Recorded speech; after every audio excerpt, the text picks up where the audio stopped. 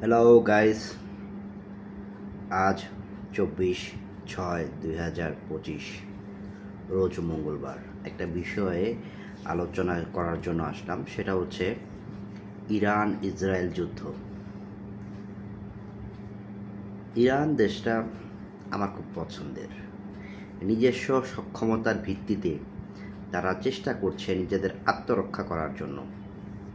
অপরদিকে ইসরায়েল রাষ্ট্রটি একটি জায়নবাদী রাষ্ট্র।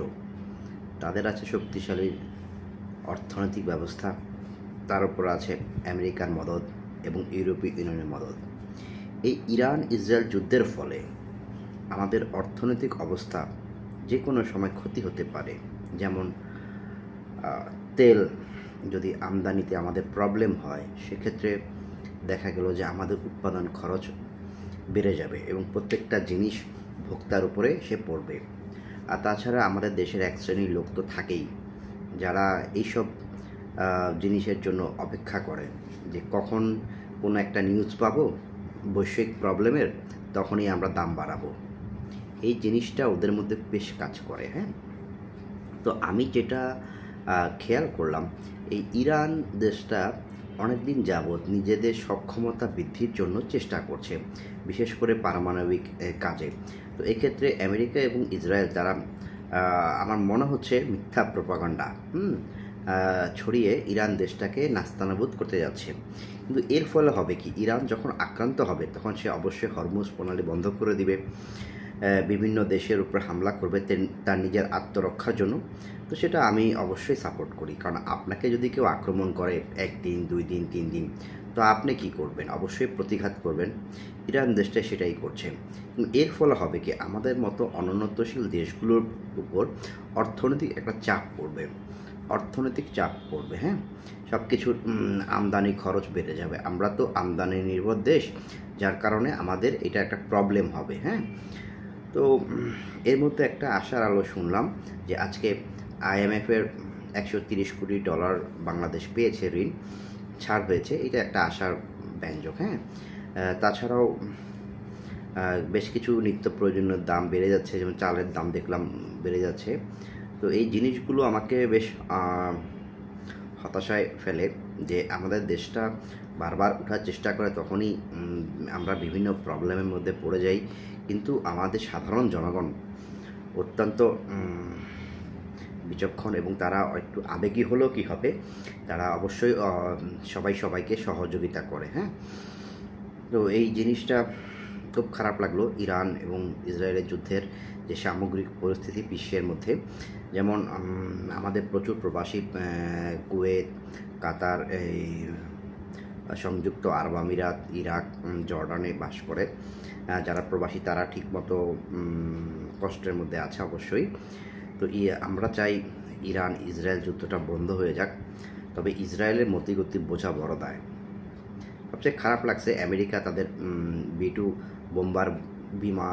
বোম দিয়ে ইরানের বেশ কিছু পারমাণবিক স্থাপনায় হামলা করেছে, যেটা অবশ্যই অগ্রহণযোগ্য। হ্যাঁ, এবং আমি নিজেও সেটাকে কন্ডেম করি। তো আমি সবসময় মজলুমের পক্ষে। ইরান হচ্ছে মজলুম, অবশ্যই তার আঘাত করার অধিকার আছে। তো যাই হোক, জিনিসটা ভাবাচ্ছে। আর এক্ষেত্রে আমাদের দেশের বিভিন্ন আর্থিক প্রতিষ্ঠানগুলো চাপে পড়ে যাবে, যখন ব্যবসায়ীরা আমদানি করতে পারবে না, ডলার সংকট দেখা দিবে। তো এই জিনিসগুলো আমাদেরকে অবশ্যই ভাবাচ্ছে। তো আমরা সবাই মিলে দোয়া করি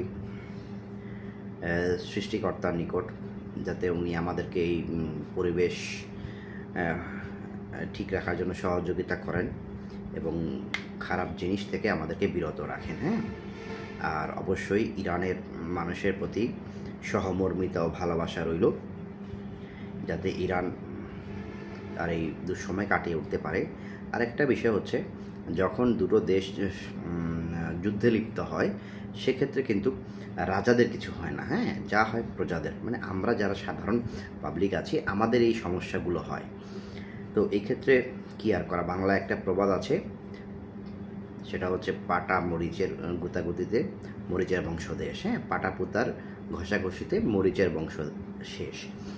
তা আমরা হচ্ছি সেই সাধারণ জনগণ, ধরেন ইসরায়েলের মন্ত্রীদেরও কিছু হবে না, ইরানের বড় বড় মন্ত্রীদেরও কিছু হবে না, কিন্তু সাধারণ জনগণ বেশ কিছু প্রচুর ইরানি সাধারণ নাগরিকের মৃত্যুবরণ হয়েছে, আবার ইসরায়েলেরও হয়েছে। দুই পক্ষেরই ক্ষতি হচ্ছে, কিন্তু যারা উপরতলায় বসে আছে তাদের কোনো সমস্যা হয় না। হ্যাঁ, সমস্যাটা হয় সাধারণ আদমিদের জন্য। সব কিছুর দাম যখন বেড়ে যায় তখন আমাদের উপরে এটা চাপ পড়ে। তো এই জিনিসটাই আসলে আজকে 3-4 দিন যাবত চিন্তা করছি যে কী করা যায়। আসলে কুল কিনারা কিছুই পাচ্ছি না। যুদ্ধ করছে ইরান ইসরায়েল, আর সমস্যায় পড়ছে আমাদের মতো সাধারণ দেশের লোকজন। হ্যাঁ, তো এটা অনেকেই বুঝতেছে না, বুঝবে। এটা বুঝতেছে যারা ব্যবসায়ী, যারা ইম্পোর্ট করে, বা যারা বিদেশের সাথে ব্যবসা বাণিজ্যে যুক্ত, তারা এই জিনিসগুলো বুঝতেছে। তো এইটা একটা বিষয়, একটা সময় এটা আমাদের উপর নেগেটিভ পড়বে। আমি শুনেছি ইরান হরমুজ প্রণালী বন্ধ করে দিবে। তো এই হরমুজ প্রণালী দিয়ে প্রায় বিশ্বের 40% মতো তেল আসা যাওয়া করে। সব কিছুর একটা দামের ঊর্ধ্বগতি হয়ে যাবে। এখন এইটা পুরো সামগ্রিক অবস্থার মধ্যেই পড়বে। হ্যাঁ, আসুন আমরা সবাই মিলে চেষ্টা করি এবং নিজেদেরকে ধৈর্য ধারণ করি, যাতে আমরা হতাশ না হই, এই সময়টা আমরা কাটিয়ে উঠব। সবাইকে ধন্যবাদ। আজ এই পর্যন্ত।